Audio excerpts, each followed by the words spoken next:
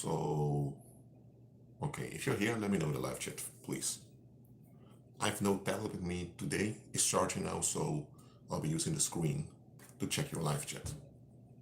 There's one like already, thank you very much. And as you can see, the thumbnail of this live stream is a Freemason ritual. I've done that on purpose because it's related to the topic I'm talking about. So, if you're there, let me know in the live chat, please. I'll wait.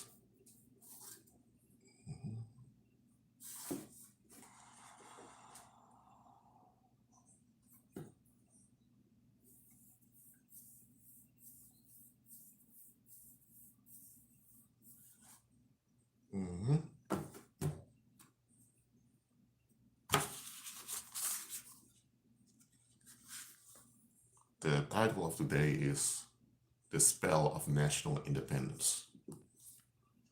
What a lot of folks don't realize is that they've been shaped mentally by the communities where they grew up, or better said, society shaped them a certain way. But they think that the way they are today is how they just the way they are. Well, it is how they have become, but how do they become that way? Now, if you're a child, you can't be responsible and can't be blamed if you were shaped in a defective or in a wrong way. But once you're an adult, you have the ability to self-reflect and to look for healing and recovery. And that's a responsibility we do have.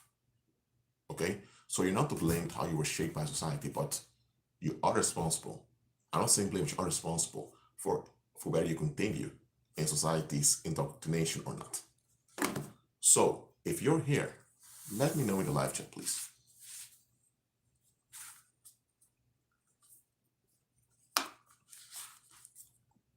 Okay, I'll wait till I get some responses. Let me know when you're here in the live chat.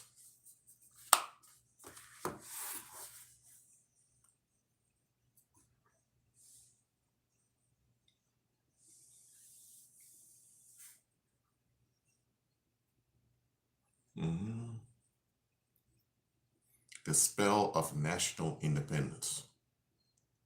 For many people worldwide, independence is a very important thing of their daily life. Their country is independent, and for them, that's type of token of security. They're independent.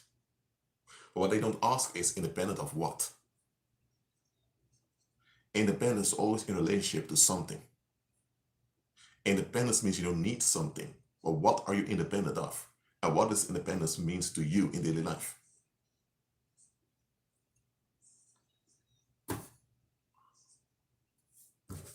Okay, I'll wait for 2 more minutes till people come in. Hold on.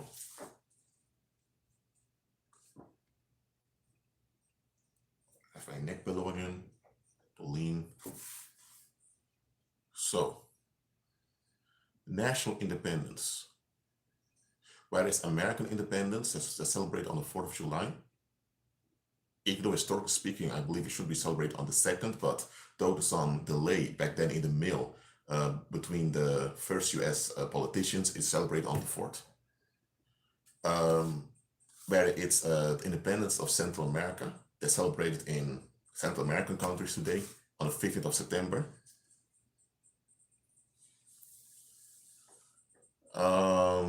Or whether it's Dutch independence from the Spanish Empire, which is not really celebrated that much, but it's still celebrated in Leiden.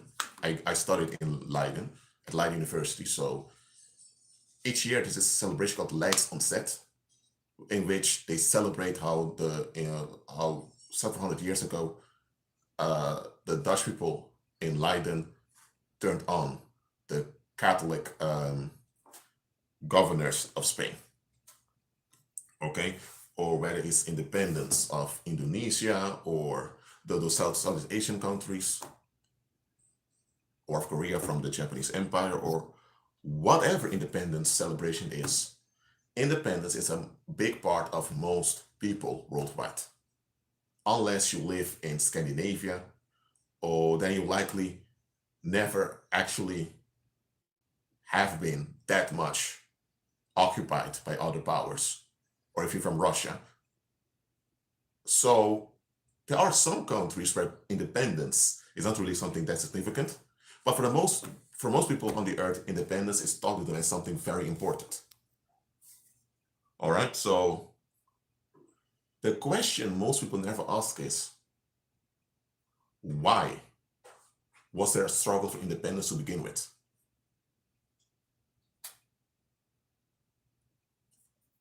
So understand the following, for those who come in new.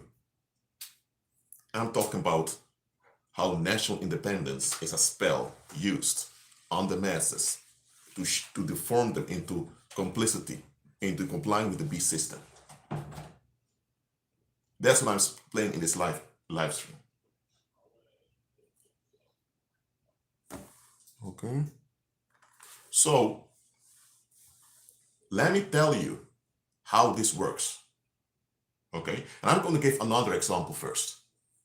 Let's say now you're a police officer. Okay. You're at the police station, and this woman comes in. You see she has a blue eye, and someone hits her in the eye. She comes in, shake a little bit. You feel disturbed, ask her, ma'am, what's going on? And she tells you, my boyfriend beat me up. He sexually assaulted me and beat me up. Then as a police officer, what happens? You feel sympathy. You tell her, ma'am, sit down. Let's give a statement against the man. You record a statement. And based on the local laws, we have police officers that go to the house of the alleged boyfriend and they arrest him for sexually assaulting and battering his girlfriend. So they arrest the guy and he's in jail. And the guy asks for his lawyer. The lawyer comes and the lawyer tells the police no questions are being answered here. Rosalind, thanks for being here. So no questions are being answered. Then during the investigation, the police officers find out, hold on a minute, this woman has not been involved, this woman has broke up with this guy 2 years ago. And then the police received text messages in which 2 years ago, this woman just stopped answering this guy's text messages and the guy stopped text messaging him. And then they also check the phone of the victim and figure out, hold on a minute, she's been having sex dates with multiple men here and there. And she's been ignoring that other guy. So then the police realized, hold on a minute, why did she tell one of our officers that her boyfriend beat her up? And why did she point towards that guy that she has been seeing for almost 2 years? And then they realized later that the guy has an alibi. He wasn't even at home nor around when the alleged beating, sexual assault happened. Now what happened here? That woman is a narcissist who was figured out by one of her lovers. The lover smacked her, but because she doesn't want to face the fact she's been humiliated, the game was found out, she wanted a victim to blame, and she blamed her ex-boyfriend she hasn't seen in 2 years. So now she victimized that ex-boyfriend by pretending he was the perpetrator, even though he wasn't even involved. And she used sympathy of others as a weapon. Now, the police officer who saw the woman with that blue eye, with that wound eye socket, or realized, okay, she's beaten. Okay, she's a woman that's been battered. We don't allow people to hit women. Okay, so now we need to deal with this. He operated based on instinct and emotion. Now he did his job by letting her make a statement and all of that. And his later investigation figured out she was lying. And later she was not charged with making a false police statement, and she had to appear before courts. Okay, but this is an example where it worked out for the real victim, was that ex-boyfriend who was set up. In daily life, in such cases, often ends up bad for the victim because people are so invested in the lie of the narcissist that they don't want to admit that they've been taken advantage of. So to deflect the fact they've been taken advantage of, they also join in on blaming the victim. Even law enforcement are involved in this. There was this case of this Australian man who was a guy, an officer who worked in as a prison guard. He was involved with this woman. He was engaged and was about to get married. One day he was arrested because he so-called raped his fiancée. And then when he appeared for court, he was pleading his innocence. And here's the thing, the rape happened at some point in time, according to the statement, but the woman kept living with the guy and having consensual sex with him for weeks afterwards. So even the defendant was saying to the judge, Your Honor, how can I have raped this woman and she makes a statement about me that I raped her, but she kept on living with me? Ooh, this doesn't end up, but nobody wants to hear about it. People were so invested in, oh, this poor woman was battered, we are against violence against women, so we have something to prove, and that's why you are the bad guy, you go to jail. The guy lost his friends turned on him, many of his relatives threw him away, except his parents. He was building his own house. He couldn't continue that because he had no job anymore, so he lost his house, he lost his income, he lost his license to operate as a police officer, not a police officer, but to operate as an officer. He was not actually a police officer directly on the streets, but he was working in the prison. All his colleagues turned on him. Later, there was this one female police officer. This was a white guy, by the way. It was this white police officer, a female, who looked at the statements one time when she was going through some files. She realized, hold on a minute. This statement of this woman doesn't add up. And she looked further into it and she figured out that this woman has lied before on other men when it comes to sexual assault. She lied that he was sexually assaulted before, just to get attention. And then this female police officer thought, well, hold on a minute, if this woman has lied before, why didn't anyone check her background? Why when she came with this sub story, did everyone believe her and didn't check whether or not she was telling the truth? Everyone just believed her, invested in being the good guys by defending her, not checking whether it was correct or not. So this female police officer who went to the pagan courthouse, I call it the pagan courthouse, the project is called the courthouse, but it's pagan, and even the pagan courthouse eventually, under a lot of pressure, had to admit this is wrong. And on conviction was overturned, but his criminal record was still there. He was still registered as a sex offender, even though it was proven that he never did the crime. So it took him 5 more years to get this record erased. Now, the parents of this young man stood behind their son, because they realized my son is not doing this. Now, look at this. If those people in Australia would just look at the woman, do a background check on her, like they would do to anyone, would realize, okay, but lady, you say that your fiancé raped you, but hold on a minute, you lied on people in the past that they committed sex offenses against you. You did it multiple times. Why is it true this time? If they would have done that, it would have been over. But no, people were so invested in being the good guys, and because of that, they were tricked by a narcissist. And this Australian white man, this young man, lost years of his life fighting a battle he shouldn't even be fighting. It exhausted him, but then, praise the Lord, he managed to cope and continue with life. If it wasn't for that white female police officer looking into that file, he would have been in prison until this day. And everyone would still see him as this pathetic sex offender, even though he didn't do anything like that. So this female narcissist was so attached to attention that she turned on the fiancé who wanted to marry her. He was building a house for them together, wanted to spend his life with her, and she turned on him. And she used the government to get rid of him. And the government just complied without thinking. Now, why did the authorities comply with this female narcissist? Because they were so invested in being the good guys, or wanted to appear as the good guys to the public. So the police officers were involved in the case, as well as the detectives were thinking, hey, we are the good guys. And this woman is battered, and this man is the perpetrator, so we need to deal with him. Not even checking, did it really happen? No, because they have this policy, when a victim comes forward, you believe the victim. Because there are many women who are sexually battered, but people don't believe them. So you have this policy, always believe when people say they've been victimized, especially if it's a woman. And this policy is effective, but they won't admit it. So to hold on to this policy, they sacrifice the well-being of that Australian young man. Even though many, don't tell nobody know that something's off with it. People knew it was off, but they continued with it anyway. That guy would have been in prison until this day. Or he might have committed suicide. Things might end up worse with him if it wasn't for the female police officer. And look at this. If you are a sex offender, there are some place in prison where prisoners turn on you. So that man also faced danger for his life in prison. All of that for what? Because some female narcissist just craved attention. She was an attention whore, and she lied in the past before about sexual assault, and she did the same time, the same thing with this guy also. Now, why do I use an example of female narcissists that go on attention whoring at the expense of others? Because when female narcissists go on attention whoring at the expense of others, they also have to play the victim in order to get you to invest in them. And once you fall for their victim story, you're already invested. And because you're invested, you don't see things clearly anymore about this individual. That's the number one trick they're using. And here's the thing. In politics, this is done all the time. In politics, this is done all the time. Let me give an example. You have this Mexican nobleman.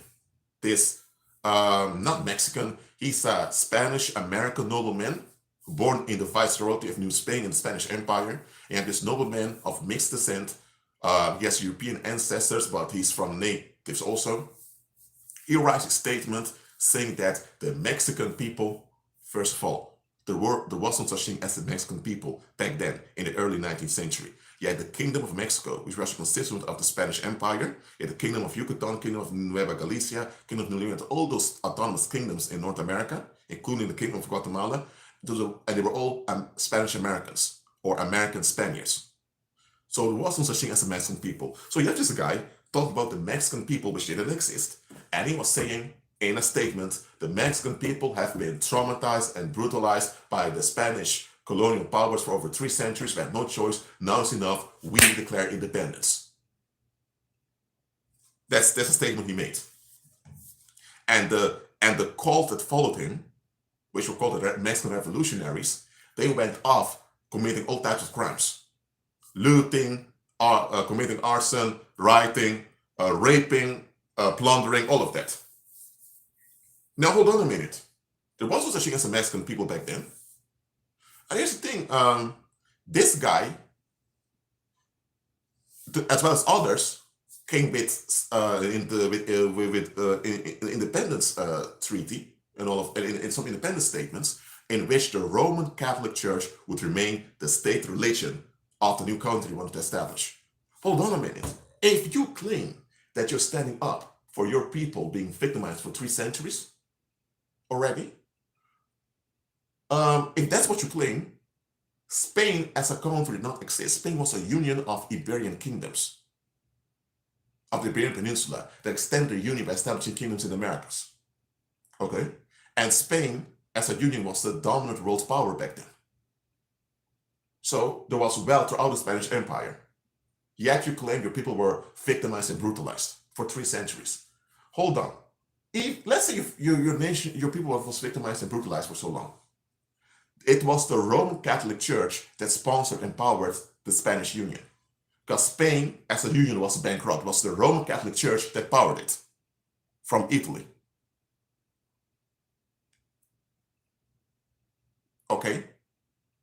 So, if you want to get rid of this so-called Spanish tyranny, but you're a Spanish nobleman yourself, talk about the Mexican people that did not exist,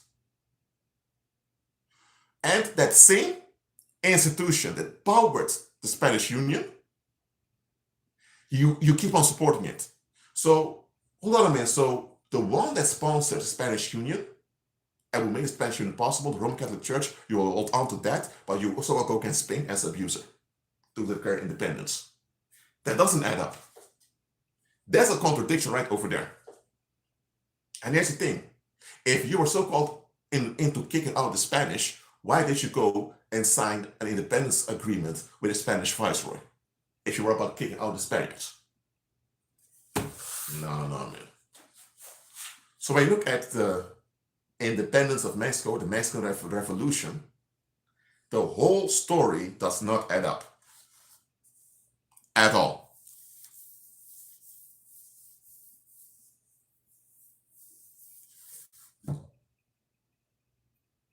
So, I say nothing about the Moors over here, so I don't know why someone said that.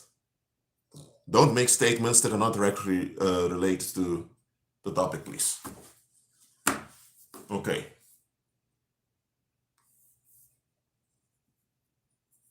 So, again, let me tell you the story one more time. You have this Spanish-American nobleman of mixed descent claiming he stands up for the Mexican people, which should not exist. And now you negotiate with the Spanish viceroy for independence instead of kicking him out. If you think your people has been victimized for 3 centuries and you stand up for your people, where was your people supporting you? Why was it that you had a gang that was causing riots all over the place? Why was the people supporting you if you want to stand up for liberating them? There wasn't popular support. There was no popular support. There was only a gang afflicting the same people you want to liberate. And you wanted that same Spanish king, the same king of Spain, that's the head of the Spanish Empire that you want to get rid of, you wanted him to become the head of state of the Empire of Mexico. Well, so you want independence from Mexico, and you want that same Spanish king to become the Emperor of Mexico.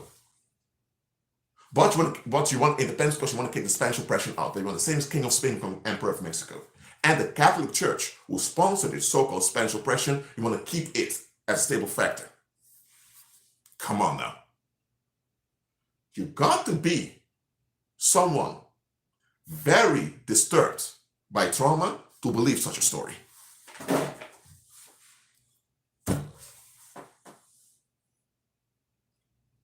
But if you thought that the story of Mexican independence is out of line, let's look at the United States of America. You had riots in New York and in Boston against high taxes by some white young people that are rioting, and they say the Boston Tea Party. That's where the Revolution began. What about the province of Georgia, the province of South Carolina, the province of North Carolina, the province of Delaware, the province of Pennsylvania? What about all those other British provinces? Where were the riots in those places? Oh, there were none. So there were only riots in Boston and in New York. And suddenly there's a revolution that began. No, they were just white folks rioting because they don't want to pay taxes to the king. That's what happened. And now you had those British knights, because you had noble titles in the British Empire, that began this so-called independence movement. And most of the public didn't want it. The Revolutionary Army of the United States were just volunteers, and it was a very tiny army, very tiny, no match for the British military at all. And here's the thing, when you look at the map of the world back then, the political map, most of North America was Spanish. Britain only had Canada, which was mostly not inhabited. And then you had those 12 British provinces right over there.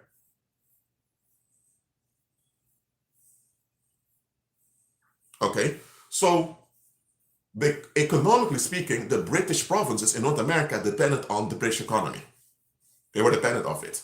But there was no representation in Parliament. Okay, so that's a conflict that you have to fight out in London, right? But why is it that most of the other British people back then just got along with it? Fine, perfectly fine. And here's the thing. It was Spain that kept the British province going. The British provinces of North America were more dependent and more stable because of Spain's empire than because of Britain itself. But the British there were Protestant, and the Spanish Empire was Catholic. That was the only thing. So by declaring independence from Britain, those 13 provinces would become more dependent on a Catholic superpower. And that's something that the English were not fond of because we're firm Protestants. So you mean to tell me that there were riots in Boston and New York, and now you have some British politicians, they want to declare independence for the 12 and later 13 colonies, which were just province already, to make them financially dependent more on another country, Spain, and they even asked Spain for support. Because why did you ask Spain for support if there was a public thing, if the whole public was in agreement? We need to get rid of the British Empire, then you wouldn't need support from Spain. It was because of Spanish support from the Spanish territories in Americas that they could campaign against London to achieve their independence. Now hold on a minute. So after they got their independence recognition, there were many riots throughout the new established United States because most of the British people didn't want this independence. They didn't trust George Washington or any of the others. And George Washington didn't even sign the agreements to become independent. So they didn't even sign the Treaty of Paris that validated its independence. If I'm wrong, I'm wrong, but I never saw in any of the scanned documents of the archives online or any of the translated documents that George Washington signed it.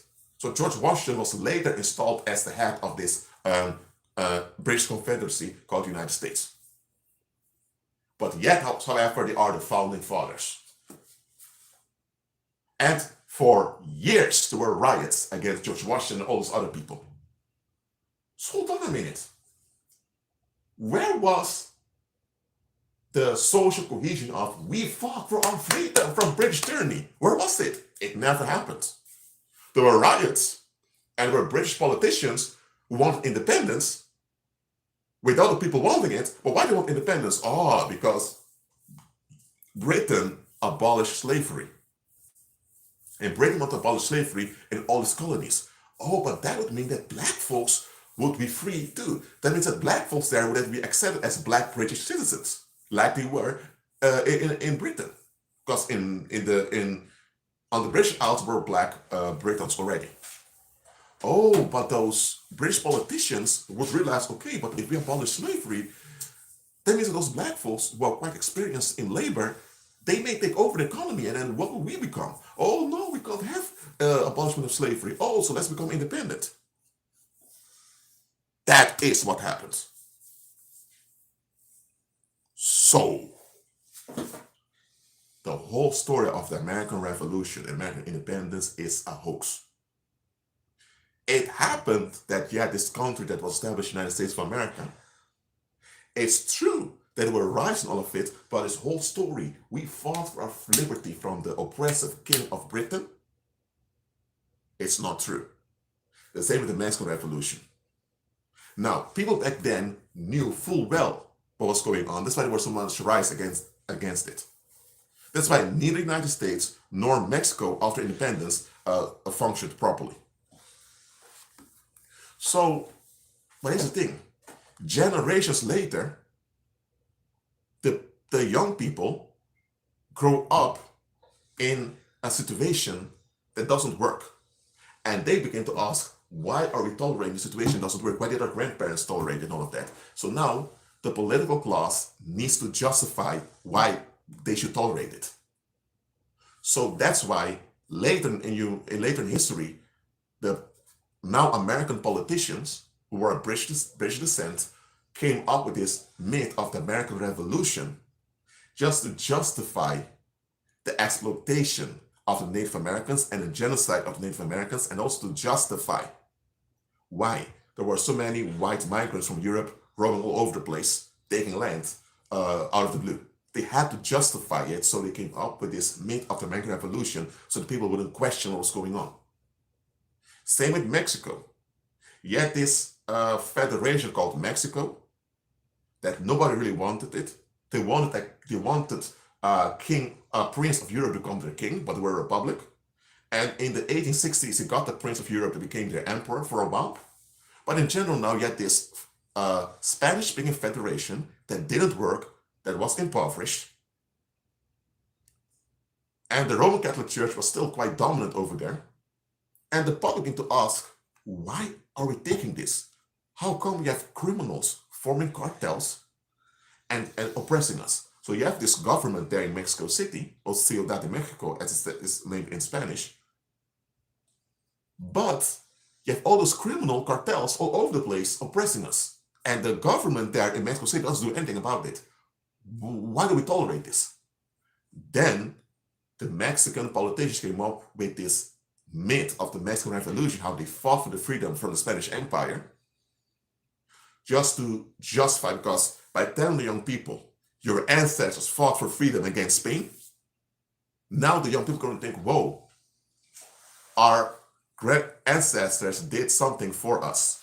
So if we go against what they did for us, we will dishonor our ancestors, and then we would be bad people. So we don't want to be bad people, we are good people. So our ancestors fought for us, so we're going to make sure the sacrifice were worth it.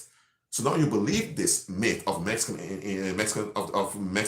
Revolution and Mexican independence, and now you realize, okay, so we have these criminal cartels oppressing us. We have this no good for nothing government in Mexico City. So let's find a way to reform it or to improve it, because this country, our ancestors fought for it. So by playing the victim and pretending like their ancestors were victimized and the ancestors fought to remain alive, the Mexican people of today, or the people that grew up in what we call this country, Mexico, they feel a moral obligation to honor the sacrifice of their ancestors. And that's how they're gaslighted and trapped into enabling and tolerating their own exploitation. That's how those drug cartels and that criminal government remains in place. They're using the Mexican Revolution, which is a myth, as well as Mexican independence, which is also not a myth, and also to keep their grip on the masses. So before I continue, do you understand what I've explained by using Mexico and the United States as an example? Let me know in the live chat.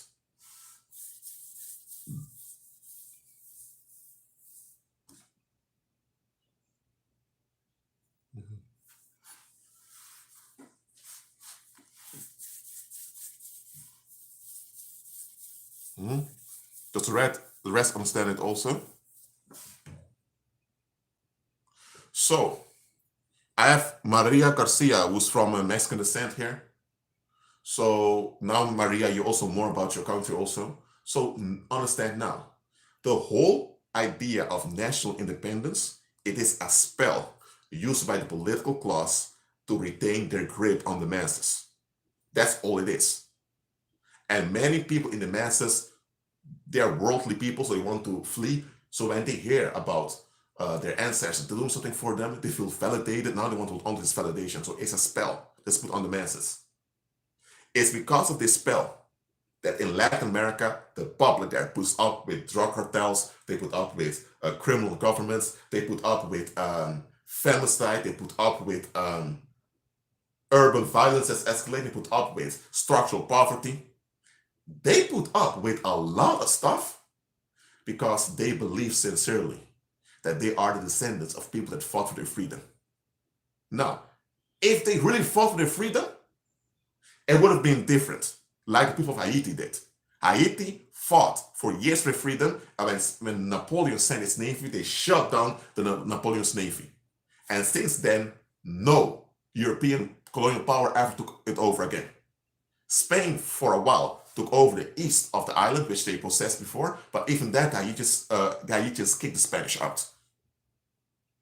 So if it's Haiti, but they actually fought for their freedom and they persisted in the freedom, okay, that's different. Okay?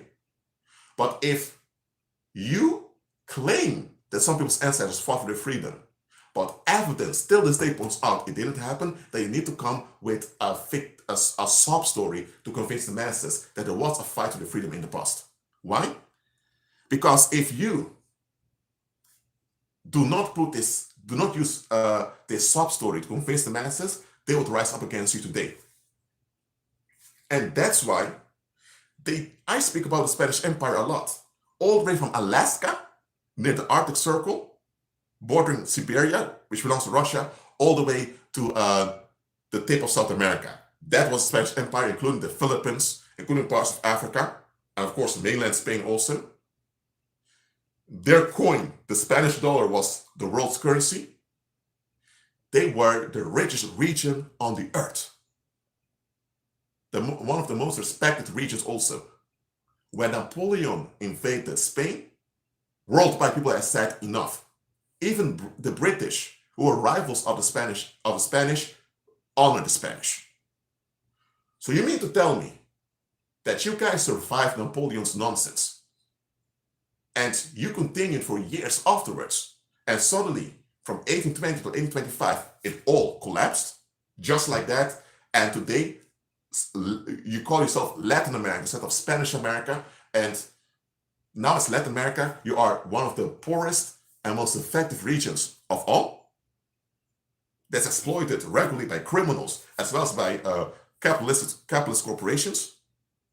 If you would tell the full history, the present day Mexican people, Guatemalans, Honduran people, Venezuelans, Colombians, Chileans, all those people from Latin America think, what? We were the governors of the world back then, our ancestors, and we became this. Yet we celebrate independence. We fought for our freedom. Simon Bolivar and what was the other guy's name again? San Martin, he liberated us. Liberate from what? We were the richest region on the earth and we became the dump site of the world. That's liberation. So why do we have provinces named after Bolivar? Why do we have streets named after Bolivar? Why do we have statues of Bolivar? What's Venezuela called the Bolivarian Republic of Venezuela? Why is Bolivia named after Bolivar, Bolivia? Why does this Bolivar get so much honor? But if after his so-called liberation campaign, we were worse off, and Bolivar himself wanted to flee to Spain when things were getting out of hand down here, so he was a coward. That other guy, who was a friend of Bolivar, who sort of liberated Argentina, he fled to France on time, where he spent the rest of his days in East, while South America was in chaos. So if you would tell the full history with the facts, people are going to think, what? Liberation? What liberation? And then you would look at the present day political class and think, get out of here. We don't want you around. They would also look at mainstream media and tell them, F off, we don't hear you anymore. So by keeping this national independence spell on the masses continue in the oppression. And that's the whole purpose. That's the whole purpose of those national independence myths that are out there. Oh, and look at this. The Spanish colonial administrators were Freemasons. They were noblemen, but they were Freemasons. Napoleon, Freemason. Napoleon's older brother, Giuseppe, which in English Joseph, Freemason. He was even a member of a Freemason lodge in the United States. Simon Bolivar, Freemason. Those other liberators, Freemasons. The first politicians of the new republics of independence, Freemasons. Those assigned the independence declaration of Argentina, Freemasons. Also, the Spanish colonial administrators were Freemasons, as well as Spanish politicians paying themselves. Now the liberators born in Spanish America were Freemasons, and now even the administrators afterwards are also Freemasons. Oh, and Napoleon, so-called caused this whole chaos in Spain, was also a Freemason. And the puppet king that Napoleon wanted to put his older brother was a Freemason. Wow. So they were all Freemasons. They all visited the lodges. They all had their allegiance to those Greek gods. So they were all one big brotherhood. Oh, and look at this. George Washington, Freemason. And he was good friends with the King of Spain back then. The King of Spain even donated cattle to George Washington. Whoa, my goodness. So this whole thing of independence and revolutions, except Haiti, because it was an exception. They never expected those black folks, those black slaves to revolt. Apart from that, all of it were involved in the Freemasons. And Freemasonry became quite popular in the 18th century.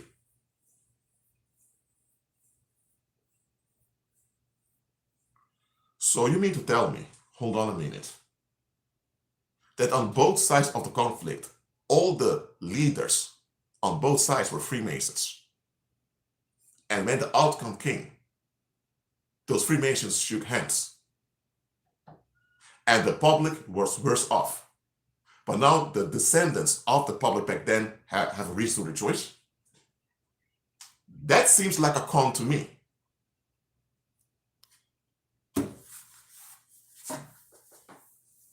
That seems like a con. But here's the thing, most people aren't even aware that the Spanish colonial administrators, as well as the revolutionary leaders of Latin America, including of the United States, were Freemasons. So also Napoleon that messed up Europe, his family was a Freemasonry, as well as the people that so-called shut down Napoleon were also Freemasons. Oh Lord. So in short, it was a global reset that was pushed into, going from aristocratic feudalism towards liberalism. That was the reset that happened. And the Freemasons were pushing this reset. And the Catholic Church retained its power over the world. That is what actually happened. You look at all the facts. But the public, because they've been indoctrinated with sub-stories of their ancestors, think, hey, we're the United States of America. We fought against the British. We kicked the British ass. We didn't. Your ancestors so-called did, but even that's historically not true. But that's what they think. Oh, we are the Republic of Guatemala, or we're Costa Rica. We're Nicaragua. Why should country called Nicaragua? Why do you all speak Spanish if you guys fought against independence from Spain? And why is the Roman Catholic Church, which is the main religion of the Spanish state, also your state religion? And why is the Roman Catholic Church more powerful in your country than it is in Spain itself if you guys fought against independence from Spain? Oh, we don't know. Well, we're independent.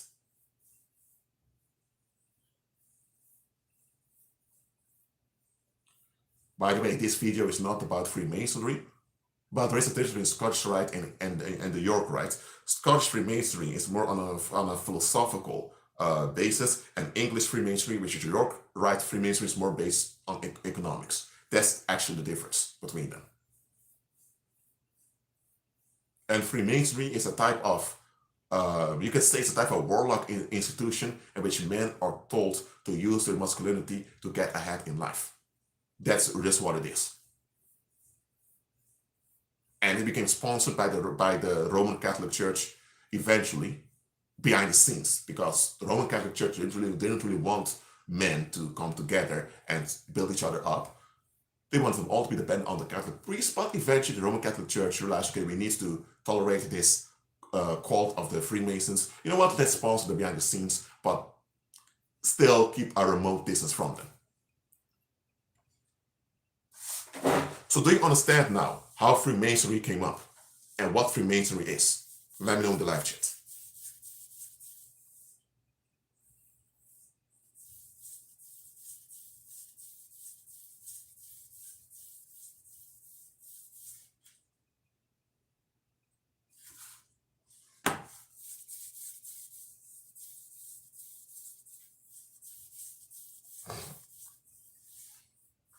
And here's the thing. During the colonial era, Freemasonry became quite popular. Okay? And Freemasonry became, and it was quite effective in motivating people, especially politicians, all of that. So, eventually the Vatican realized, okay, we need to have this called Freemasonry around because we can't do it with the autocratic feudalist thing that we used to do for centuries. So, when the reset had to come, Freemasonry took the dominant role in enforcing this liberal era. And in this liberal era, they had to convince the masses that there was something in it for them. That's why they came up, but here's the thing, to continue with the aristocratic feudalist regime would be unfeasible because it was too expensive. So they had to break down the aristocratic feudalist regimes and replace it with a liberal regime. But the liberal regime was not in the best interest of the masses. So the masses would revolt. But by coming with sub-stories, they hoped to convince the masses. Now, back then, when they were doing it, it didn't work out. But later, at the end of the 19th century, it did work on the newer generations. Like 2 generations later, it worked. In the generation when it happened, nobody took it. But later, in the 19th century, it worked.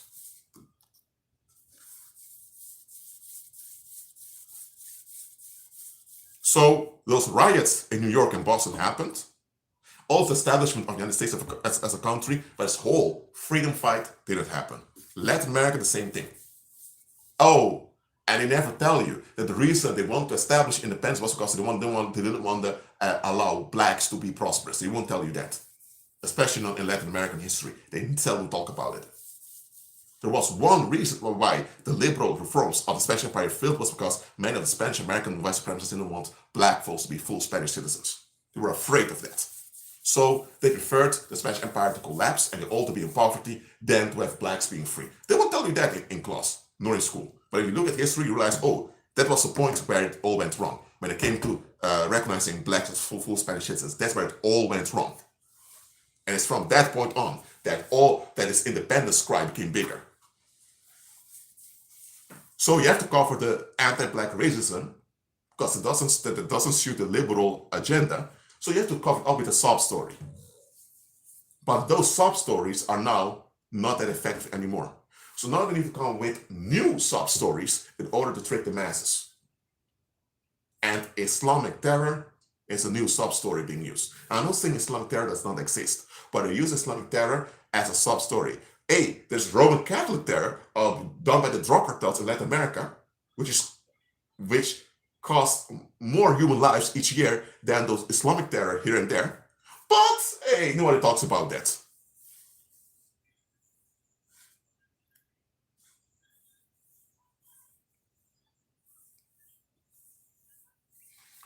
The reason why black people are the most hated is very simple. The majority of human species is black and colored, so we're melanated. That's natural. Whiteness has to do with successive genes when a small portion of the human species, which was the Asian Europeans, had no melanin. Now, they're human beings just like the rest of us. But here's the thing, because they have no melanin, they have a pale skin, they have blonde hair and other stuff. But not having melanin makes them a little bit physical weaker than the rest. And from all human species, the blacks are the ones with the full genes. Okay? So, when a black woman sleeps with an Asian man who's copper-skinned, it will be an Afro-Asian. If it's a black man sleeping with an Asian woman, it will be an Afro-Asian. The Afro is always dominant. When Asian woman sleeps with a white man, it will be an Asian Eurasian baby. Will be an Asian baby. Why? Because the copper-skinned Asian woman, her genes are dominant to the white man's genes. So whiteness stops the moment it comes in sexual contact with someone with melanin. So white people can only continue if they sleep with each other, were also recessive, and bring forth white babies. The moment any white individual has a baby with someone that's melanated, there's no whiteness anymore. So there's no such thing as half white, because whiteness means recessiveness. And the moment, for example, let's say you have a milk and you drop chocolate in it. Just a few drops of chocolate will color the whole thing. It will become brown. Light brown, dark brown, the minimum amount of chocolate put in it, but the moment you put chocolate in it, it's brown. It's not white anymore. So whiteness as an ethnicity can only continue if those with recessive genes only reproduce with those with recessive genes. That's it. Okay, now that's it. But the thing is, during the Greek Empire, or the white folks from Greece, when they became the world rulers under Alexander, they made whiteness the norm. But here's the problem. Whiteness is recessive. And the amount of white people on earth back then was very tiny. So if a big portion of those white women back then in ancient times would have crossed the Mediterranean and have partners from North Africa, which were all dark-skinned, because back then, ethnically speaking, Arab people were also dark. Arab people became whitened over time during the Islamic era, but that's a different thing. So back then, whole of what they call the Middle East, Africa, and Asia were brown and copper skinned, melanated. So if many of the white women would have crossed over and have partners from the melanated crowd, you wouldn't have white people anymore. They would have went extinct. So the Greeks wanted Europeans who were white to only bring forth babies one another, and they wanted the image of the white men, which is all white people, to be dominant. Why? Because Apollo, which is the Nephilim that led them, was white, because he had a white mom, and Satan himself, before his fall, in appearance he's a white man, after his fall also, so they wanted to honor Satan's image of whiteness. Okay? Even though mankind by default is black and melanated. So how are you going to convince the majority of the world, which is melanated, that they have to be white in order to be good? You put imagery of white leaders all around you, and you only make sure that Germanic people who are pale take up positions of power. That is the basis of white supremacy. It's an ancient Greek institution to justify the takeover of the Greeks. But also the ancient Greeks were deeply involved in devil worship. Things like pedophilia and all of that were also institutionalized. And the majority of the world's population was thinking, no, keep your man-boy loving crap there in Greece. But they, by putting white images all around in statues and in paintings, eventually they tricked the masses into tolerating it. And that's how the Greek Empire continued. And the Greeks used sexual violence on one another, stalking someone, then sexually violating someone and hanging someone. The Greeks used to do that just to relieve themselves as a public. When the Greek Empire came and they were told they were superior and began to do that to many melanated and dark people. Now, if the melanated and dark people of the world, which were the overwhelming majority, would have had enough of their men being chased around, sodomized and hanged, they would all revolt. So the Greek rulers came with this idea, you know what? No more lynching of melanated people. We will do it for you in a form of ritual. And that's where crucifixion comes from.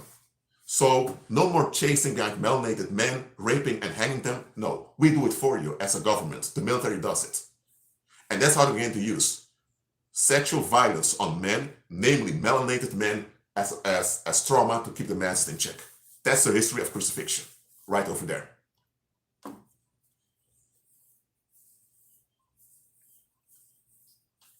So, white supremacy originates in ancient Greece. It's devil worship that's related to pedophilia and sodomy. And it has continued till this day. And the Vatican became the main preserver of white supremacy. So, that is why, to keep white supremacy alive, they need to put Afro people, so black folks, need to be below. Because if you go to the Middle Ages, West Africa was the richest region on the earth. Much more stable than Asia, because the Chinese Empire was a mess. The Mongolians were wiping out Asia. Oh, this is what the Mongolians did. The Mongolian people were also recessive. They want to make Asia white. They want to whiten Asia. And that's why they conduct all those massacres, all those genocides, and also those rape campaigns, and which gangs can also contribute just to make sure Asians became more pale. That's why today many Asians, especially in East Asia, are quite pale. And they look like each other. They look very much like each other. It has to do with the whitening that happens over time. So Asia was a mess. She had all this whiteness going on. It was very traumatic and was escalating. And you had West Africa, where Judeans who were black, where the tribe of Judah who had now habitated in West Africa for centuries, they were quite wealthy. Mansa Musa was a Judean black, richest man ever. This was quite embarrassing to the white supremacist grip on the world. That's why eventually the Vatican sponsored the Portuguese to go and to start a slave trade.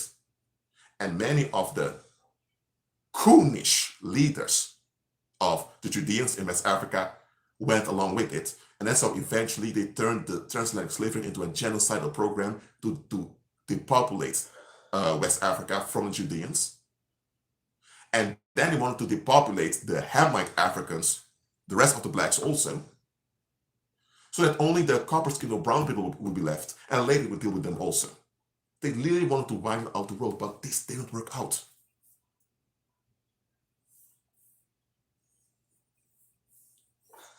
So, it's through trauma, namely sexual trauma, that white supremacists throughout generations managed to keep the grip on the masses. That's it.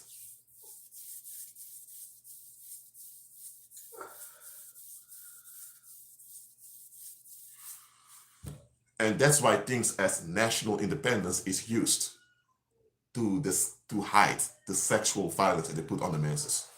Today, they don't openly put melanated men or children on crosses like they did in ancient Rome. It would be way too much for the public, and those with the influence of the gospel, nobody would take it.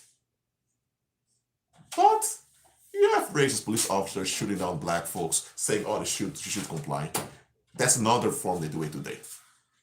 So it's the same it's the same Greek abomination that continues till this day. And the fact that most of the countries they established in the 19th century were republics is going back to the Republican era of the Romans, which collapsed, which even ancient Greeks said we don't want this anymore. So they're recycling history. That's what they're doing.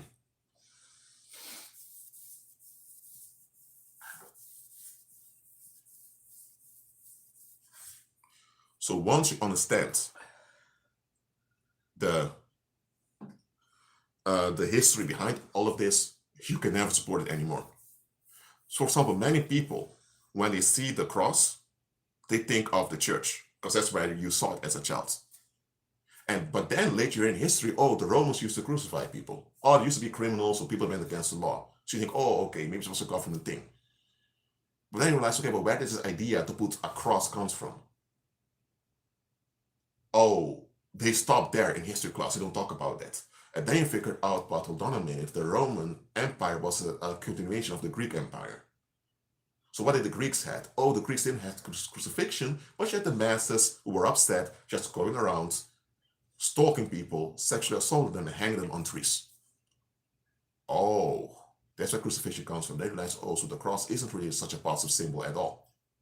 No. And you also realize, oh, the ancient Greeks had pedophilia and sexual violence against men as a politicized thing. Once you figure this out, you think, what? Yep, that's it. And then you can think about, okay, so the Roman Catholic Church that puts the crosses everywhere, why are they doing that? Oh, Rome was also the seat of world power at a point of time. Oh, wasn't Christ also crucified by the Roman government? So why is the Roman Catholic Church that serves the Lord using the symbol that they used to murder their Lord? You begin to think, huh? This doesn't add up.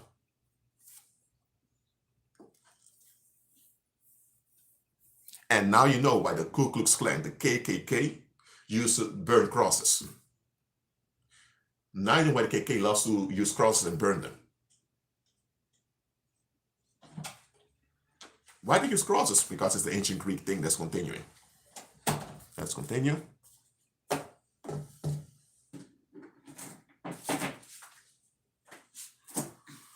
So, is history recycling itself?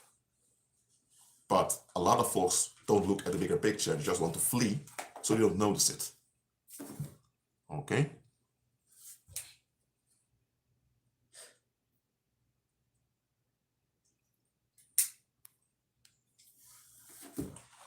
All right. Are there any more questions about this subject? There's not much more I have to say about it. I already said everything. National independence is a scam to trick you into tolerating the Greek abominations going on. Now, there were real movements of oppressed people fighting, and they won, like the Haitian Revolution, like like what happened on Curacao with Tula, and all of that. So there were such stuff. There were, even in Europe, there were white folks fighting against oppression, against from other white folks. So real public movements against oppression happened. But once a fight for freedom is politicized, now you know it's a scam.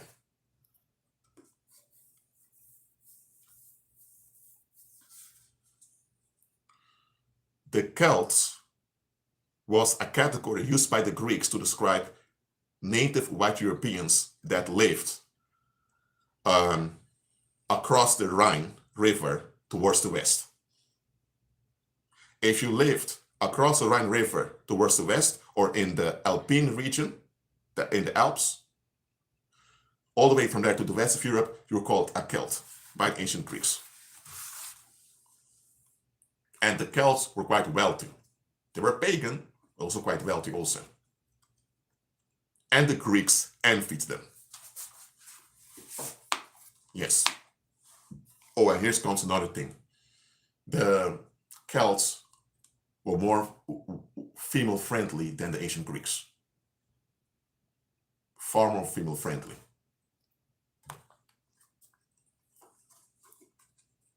Eventually, the Celts were conquered by the Roman Empire, and they Romanized or Hellenized themselves. So unfortunately, that happened. Someone says, I have a Celtic last name. Did it come from a slaveholder? Yes, that's the thing. And here's the thing I need to explain also.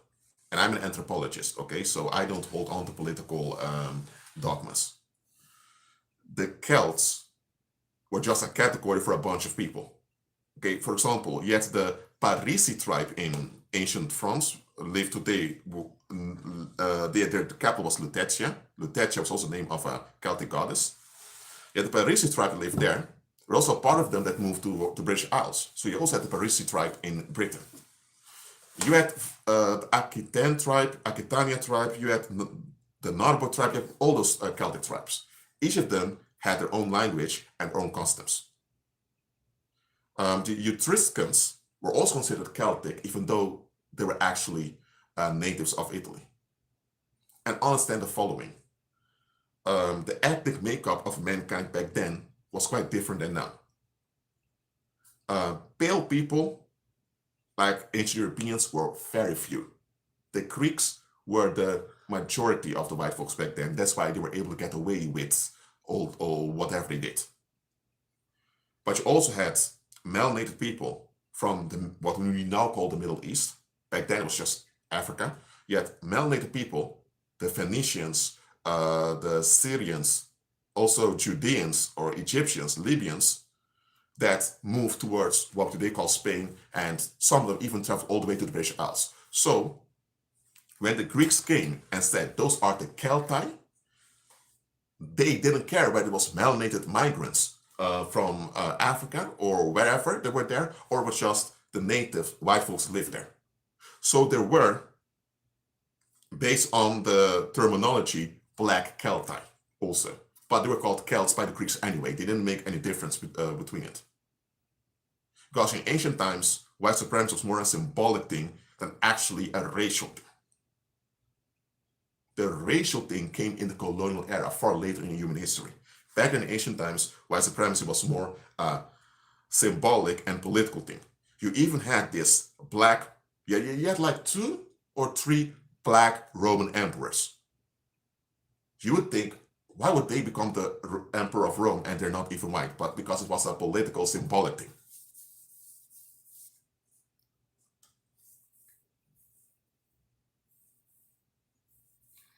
As I mentioned before, the Celts were not Greeks.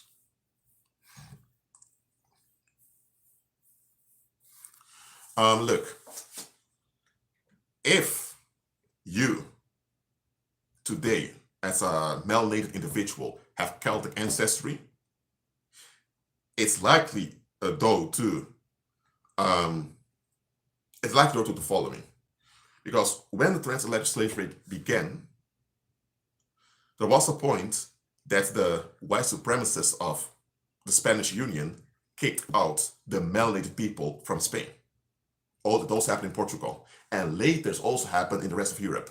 So you had the native white Europeans who were there, and you had the melanated Europeans who were from the migrants that lived in Europe. Okay, you had them all over the place. Why do you think where do you think you get the word knight from? In English, knight can be a knight, noble troop, or it can be just a knight, day and night. Why do we call those noble officers knights? Because the Vikings used melanated people that lived in Europe and that who were originated from Africa as their foot soldiers. And they would be the ones extorting the British public. That's why you have the word blackmail, because the men that came to take the extortion were black men often. So, but anyway, when the colonial era began, the melanated folks were slowly kicked out of Europe. They were not allowed to stay there anymore because they wanted their continent to be completely white, only for themselves. So what happened was many of those melanated people in Spain and Portugal, they moved back to Africa, namely to the West Africa, which was wealthy. But just a few decades later, the descendants of those melanated people who were kicked out were now put on slave ships. And you still have melanated folks in Britain, all of that. They were also kicked out. And many were turned into slaves also, slowly. So it was a worldwide plot to turn all black folks into slaves, but it didn't work. There were always a few of them that remained free. So if you have what you could say black European ancestry, which goes back to the melanated migrants, that's possible. But to do a DNA test to figure it out, if you do that, it would come out in the DNA test that you're partly from Celtic origin. They would see Ireland being highlighted up. But then a lot of people think, oh, so one of your ancestors was raped by a white man. That's what they would think. But so you can do research about it, but when it comes to explanation, you face a lot of political hindrances. That's just what I want to point out. So yes, you had black Europeans that lived side by side with white Europeans, and were also landowners, military leaders, all of that in Europe. And remember this, during the Roman Empire, you had a lot of melanated people that moved into the Roman provinces in Europe, and they remained there after the Roman Empire collapsed. So I don't know where those schools get this idea from that Europe was this white, homogeneous continent. The Romans weren't even that obsessed with ethnicity to begin with. You were a Roman if you bowed down to white supremacists. You could be a black-skinned man from West Africa, but if you bent over to white supremacy and worship Apollo, you were a Roman. So you had many melanated people that were stationed in Britain.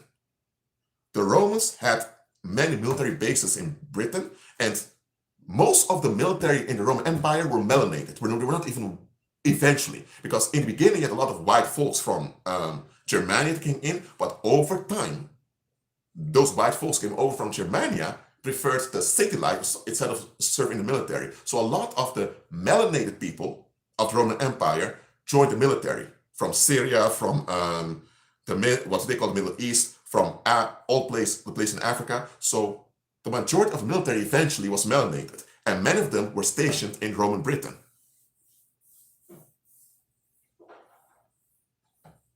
Okay, so when the Roman Empire collapsed, there were many melanated people that were left in Britain, and they remained there till the colonial era, when many of them were kicked out or made into slaves also.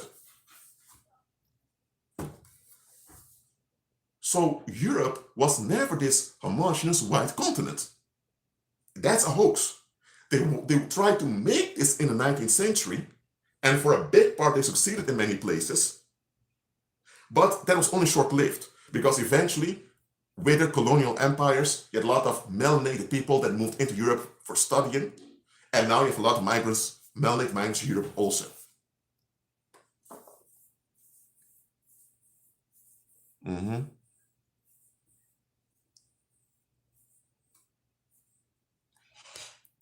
Okay. So listen, if some wizard or warlock try to put spells via social media, if you can block them and you know that it's them, you can do that. Or if you're not aware of it, just continue. Okay? Okay, what about South Asia? Someone asked about how did the same white supremacy ideology spread in the Indian caste system? And now, the Mongolians. Now look, the Mongolians were white supremacists. They were pale and they worship Apollo and they want the Asian to become white. We know that.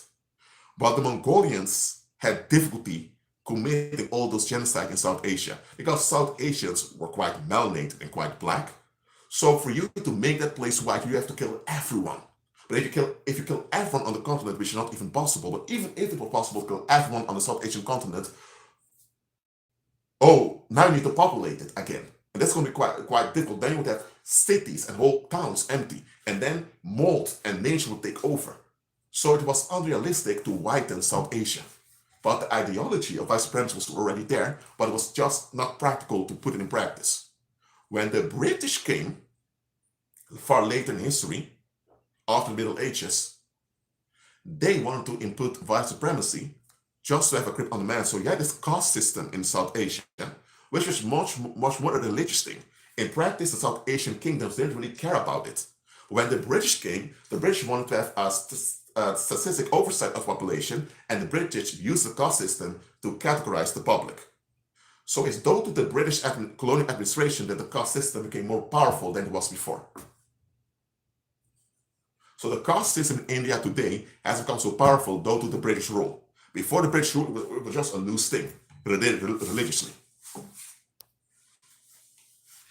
Elephant Room Studio does not answer your question. Let me know in the live chat.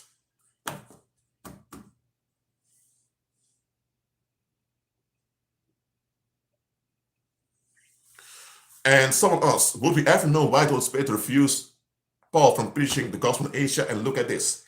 Asia was a province of Rome in present-day Turkey. You had the continent Asia or Asia, and you also had this Roman province Asia. Okay? So when you read in the New Testament, in the book of Acts, that the Holy Spirit did not want him to preach the gospel in Asia, he's talking about the province called Asia in what today call Turkey. Okay? And later, the Galatians were located in this place, near this place called Asia, and that place was home to much wizardry and warlocks. So when the gospel reached that place, not through Paul, but through other believers, the believers there kept holding on to black magic. So much that when Paul had to address it, Paul felt exhausted by addressing it.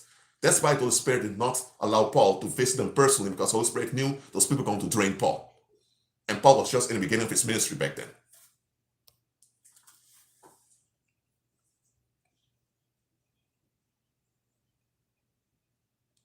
Yes, indeed. Let me say like this. Racism has to do with race. Race is when you politically classify a group of people based on your own expectations. Ethnicity is just your descent, where if you're from African descent, Asian descent, or white descent, ethnicity is your descent, what you are. Race is what's applied to you. Racial oppressive systems originate in the Greek Empire. But back then, it was more on a political and ideological way. During the colonial era, far later in human history, they turned it from a symbolic political thing into a practical thing used to divide ethnicities. And the caste system in South Asia was a loose construct that even the South Asians didn't even take seriously, but the British made them take it seriously. So the British could have their empire in Asia. So indeed, most of the racial oppressive systems today have no origin in the Old nor New Testament. They have nothing to do with Christ to begin with. They have nothing to do with the Hebrew people. It had to do with the ancient Greeks. So white supremacy comes from the ancient Greeks, and later that white supremacy is used to build all those other racial oppressive systems. Do you understand it now?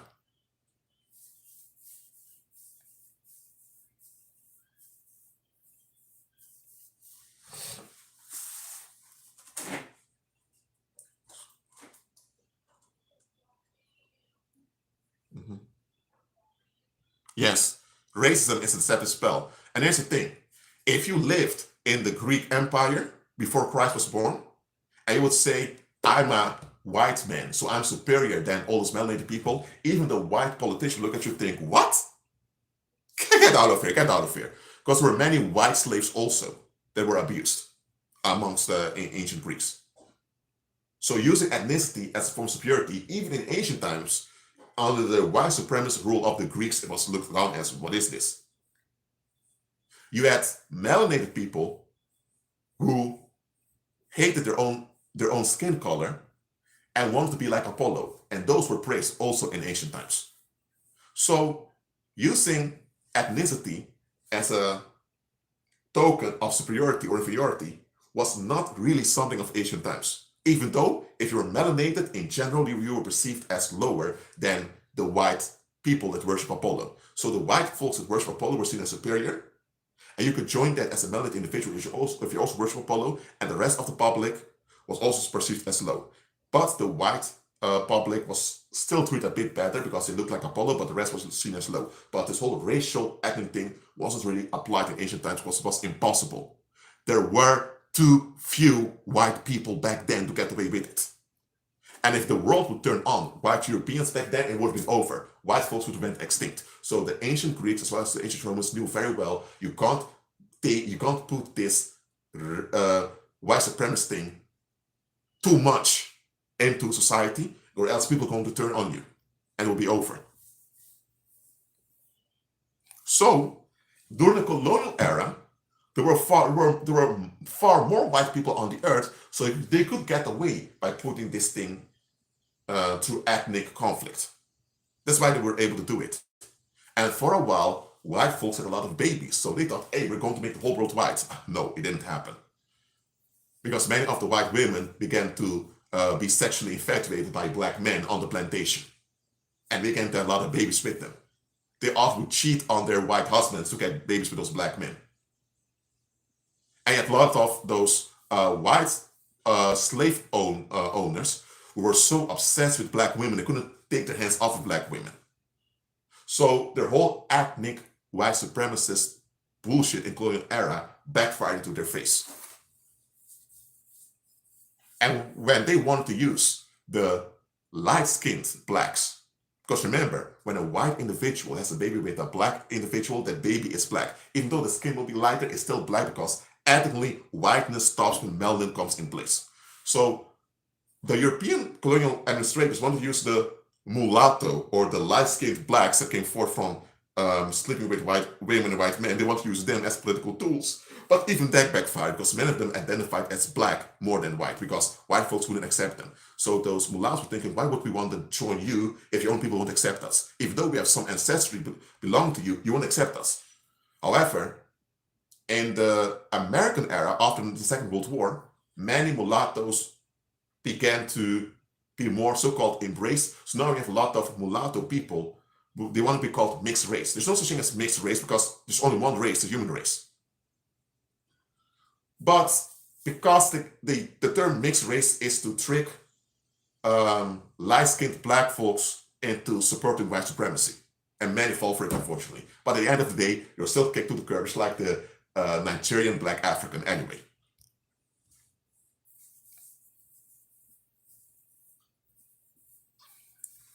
So the reason why in the past they want to have abortion clinics in black neighborhoods, because they still have the hope that blacks would genocide themselves through self-hatred.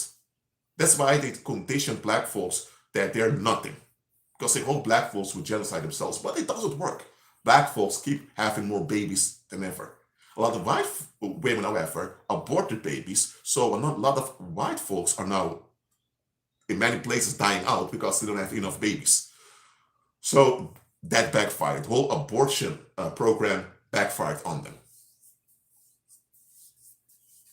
And that's the pain you have now. How are they going to continue white supremacy? Now many white people are becoming a minority, a tiny minority like in ancient times. White folks have always been a minority, but now they're becoming a tiny minority like they were in ancient times.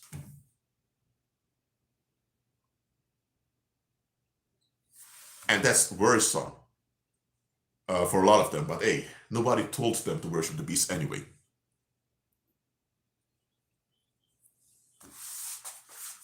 And here's the thing, most of the babies being aborted are white babies. So even with the abortion program, black people keep having babies. And here's the thing you need to understand also about Planned Parenthood. It's a way to save face. Because white people, or Europeans, because they're Europeans, so let me just call them Europeans. Europeans, their leaders throughout history, since the Roman Empire, they identify their origins with the Greeks, even though because they see the Greeks as their ancient leaders. So they base their cultures on ancient Greece, which was a pedophile sodomite culture, which hated women.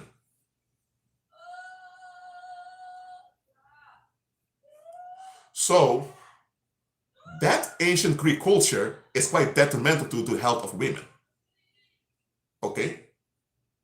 So in ancient times, they used to do a lot of baby sacrifices. The Celts did it, the Germanic tribes did it, as well as the Greco tribes also did it. Eventually, they stopped that because they realized, okay, how can we have a white supremacist world system if we keep killing our own babies? So they stopped it for a while. Now that centuries have proven that they can't whiten out the world, now that many of their own white women are turning on their own white ancestry, in the sense that they hate their own white men, they don't want this to come out. That's why they have things like Planned Parenthood, in which it appears as if it's a type of feminist agency to kill all those babies. But it's really generational curses backfiring on them.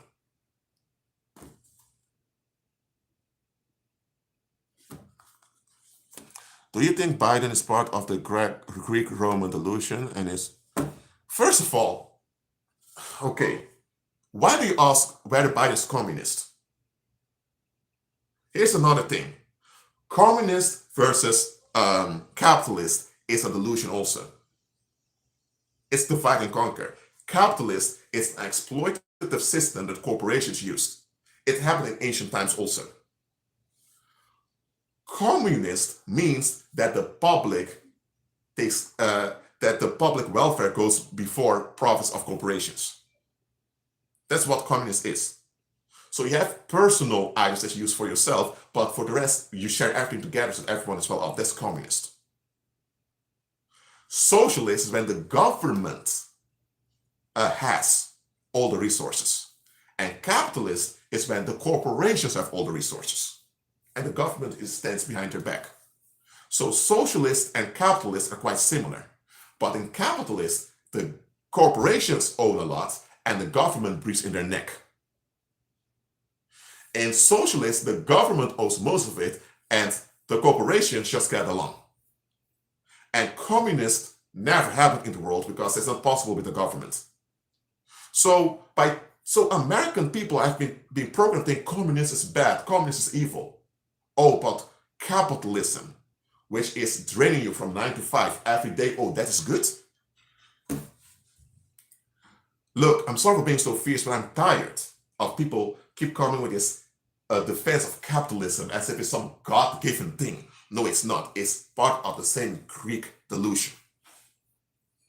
Look, the only place where communism happened was with the apostles after Christ was resurrected.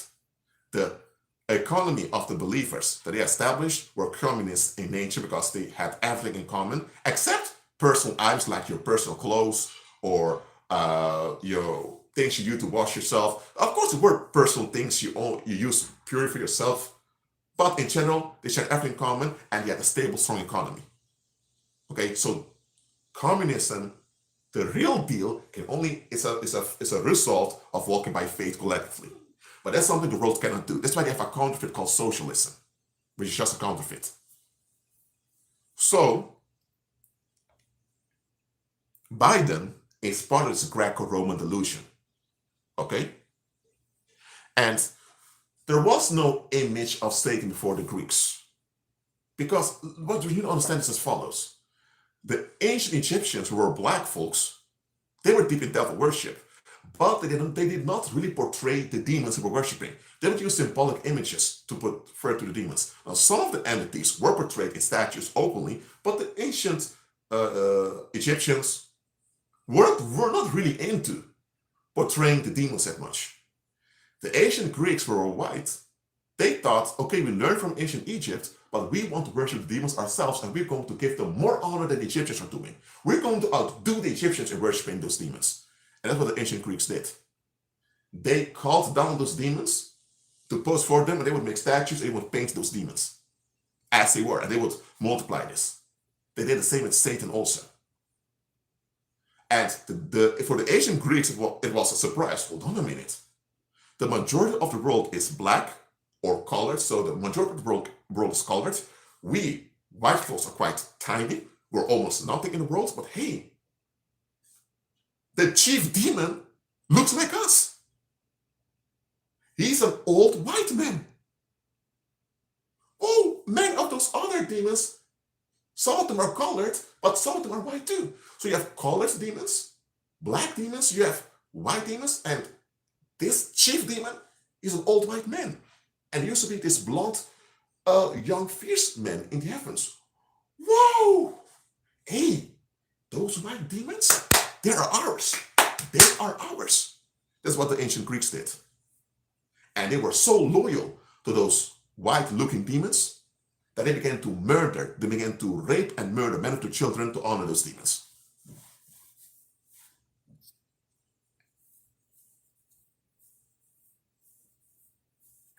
Amber, I don't know anything about that saying, so I cannot go into it.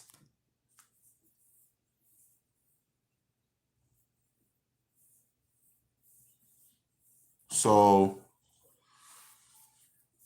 there was no image of Satan before the Greek Empire.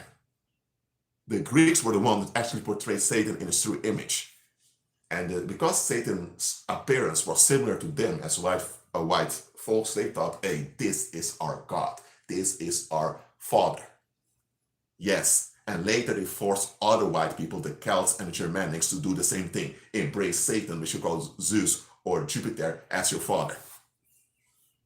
But then the real Heavenly Father came in the form of Christ Jesus and messed up the whole thing. And many Celtic people, white Celtics, began to embrace Christ. So that damaged the whole thing they were doing.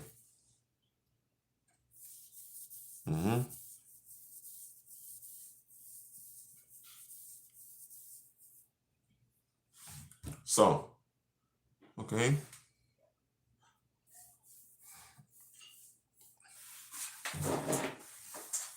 And here's the thing. Modern day Greek people, or modern day Macedonians, or modern day people from the west of Turkey, which used to be Greece in ancient times also, even to some extent modern day Italians were also descendants of the Greeks, they're quite relaxed.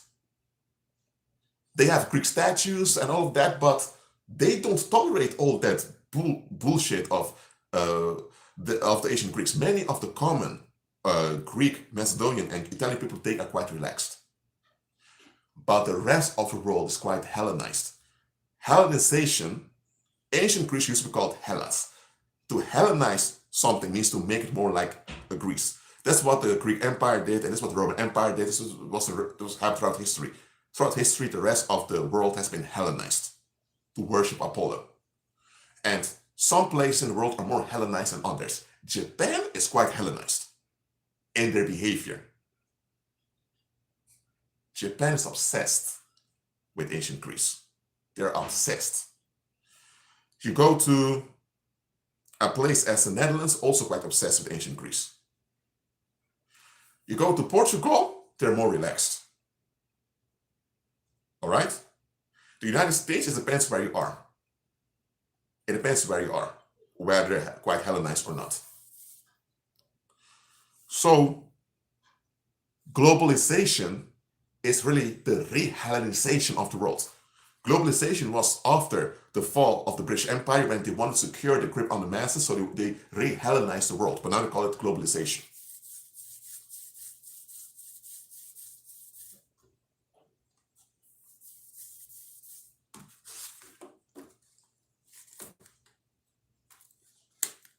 So, all of us have been Hellenized by society. So when you come to faith and you walk by faith, you are de-Hellenized from the world.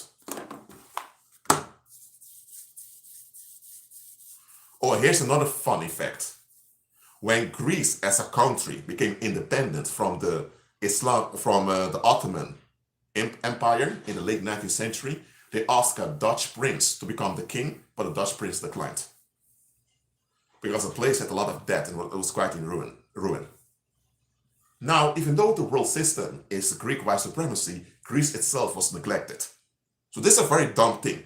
They have a Greek white supremacist rule based on worshipping Greek gods, but they neglect the country Greece itself. Quite embarrassing. So in the 19th century, they wanted to revive Greece itself just to save face. So they asked a prince from Denmark, was a blue blood, to take the throne, and he became the king. But the king of Greece was not called king of Greece. He was called king of the Hellenes. I was thinking, what? King of the Hellenes? Who are the Hellenes? They're Greeks, right?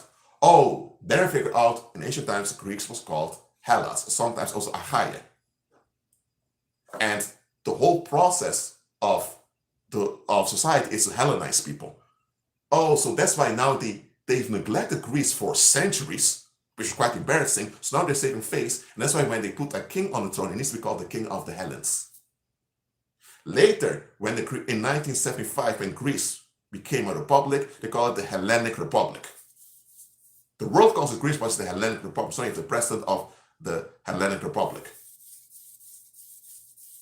So the white supremacists failed in preserving Greece, where the so-called heritage comes from.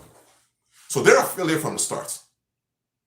If you worship Greek gods and that is your world system of white supremacy, then at least honor and make sure Greece is in a top condition. That will be consistent. But look at Greece today. It's a financial desert. And they even get to blame Greece for the euro crisis. Wait, so you put Apollo, the Greek god, on your money, the euro, but now you blame Greece, while you all hold on to a Greek heritage? Look, modern day Greek people, many of them are born again, many of them are believers, they have nothing to do with the BS of their ancestors. Their ancestors had the BS, they're going to face the lake of fire for it. That's them, okay? What I'm telling is that the white supremacists are quite inconsistent. If you hold on to Greek gods as this image of whiteness, at least make sure Greece is in the best condition ever. But you all neglect Greece. But you want to go to Africa, you want to go to Asia, you want to go to the Americas and bitch around with melanated people. You want to fight them. But Greece itself, where you claim your heritage from, is a mess. Lord have mercy. And still there are people taking white supremacy as something to be taken seriously. So do you see now how inconsistent white supremacy is? Let me know in the live chat.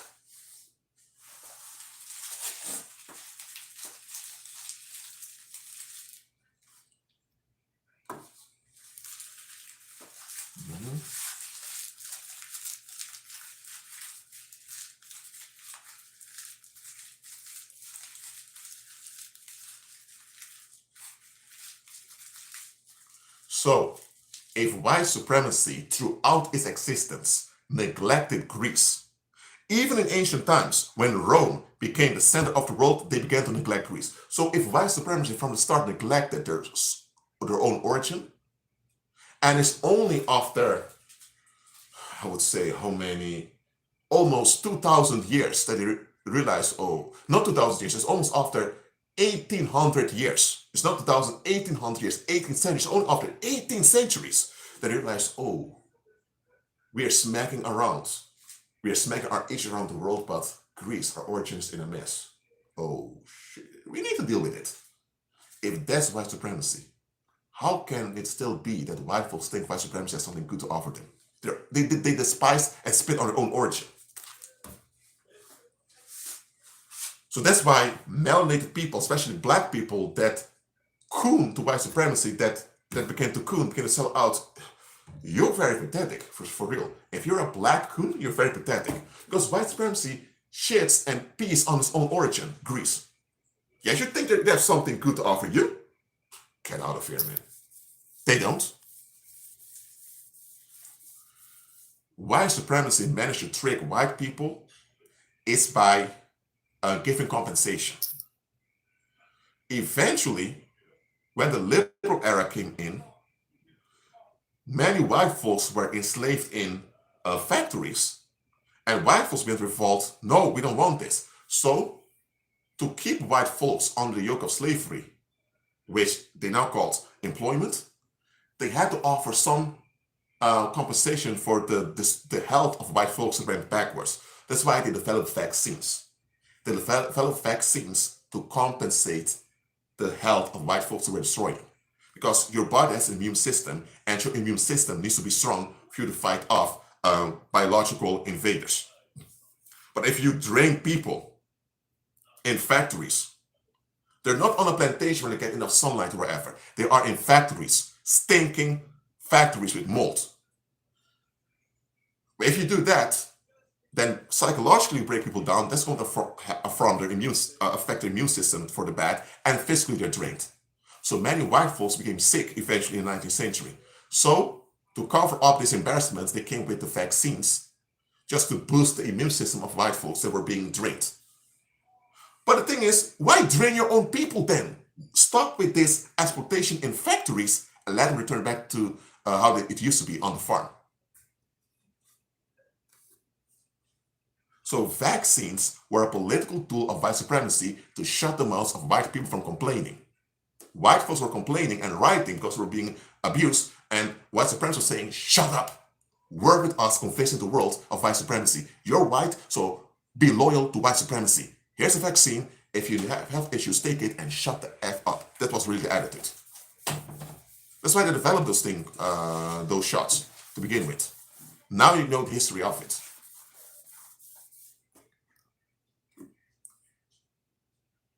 Hermetic knowledge, indeed. So, now you know why the world is Hellenized. But Hellenized or not, just walk by faith and use the Hellenization of the world against itself. They want to worship that pedophile Greek god Apollo, that's on them. Let them be miserable. Follow Christ.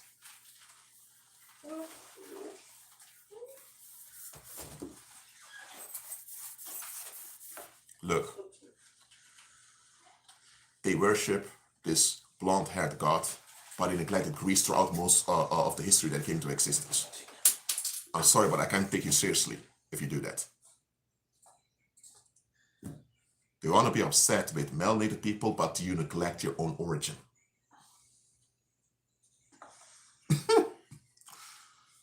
That's a joke. Not a fun joke, but just a joke. And it was a worse joke, he said, throughout history, many people fell for this.